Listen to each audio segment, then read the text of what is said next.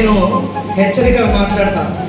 ఎందుకంటే దేవుడిచ్చిన ఆజ్ఞ మాకు హెచ్చరించాలి, బుద్ధి చెప్పాలి, సరి చేయాలి, ఆయన మహిమ కొరకు సంఘాన్ని నిలబెట్టాలి. దేవుడు రక్షిస్తాడు మనకు తెలుసు, స్వస్థపరుస్తాడు మనకు తెలుసు, కరుణమేడు మనకు తెలుసు. కానీ ఇంకో కోణంలో ఆయన న్యాయాధిపతి, భయంకరుడు, అతి భయంకరమైన దేవుడు, రోషం గల తండ్రి, నీ నా దేవుడు. అది నేర్పించాలి సంఘానికి అనే ఉద్దేశంతోనే ఖచ్చితంగా మాట్లాడడానికి ఇష్టపడ్డాను. దేవుని యొక్క గ్రంథమును మోయడానికి ఈనాటి తరము బరువు అని ఫీల్ అవుతుంది.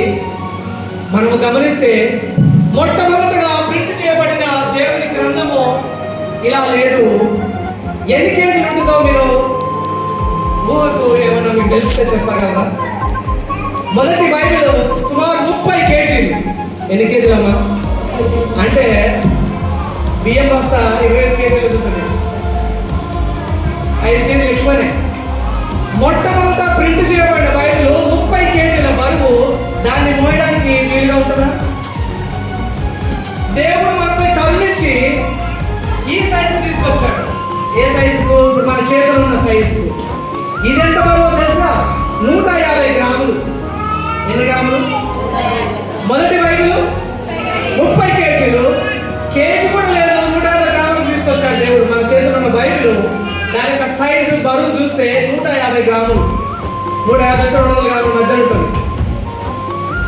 దీన్ని కూడా మోయలేని స్థితిలో ఉన్న తరం ఏం చేసిందంటే చివరకు ఫోన్లోకి తీసుకొచ్చింది. దేవుని యొక్క పరిశుద్ధ గ్రంథం యొక్క బరువు తరుగుతా అంటే దేవుని యందు భయం, భక్తి కూడా తగ్గిపోతుంది.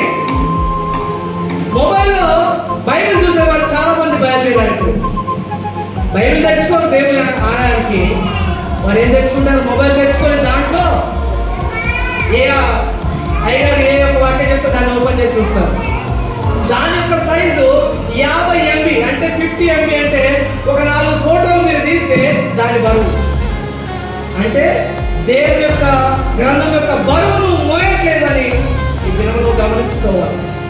రానున్న రోజులు అసలు ఉండదు.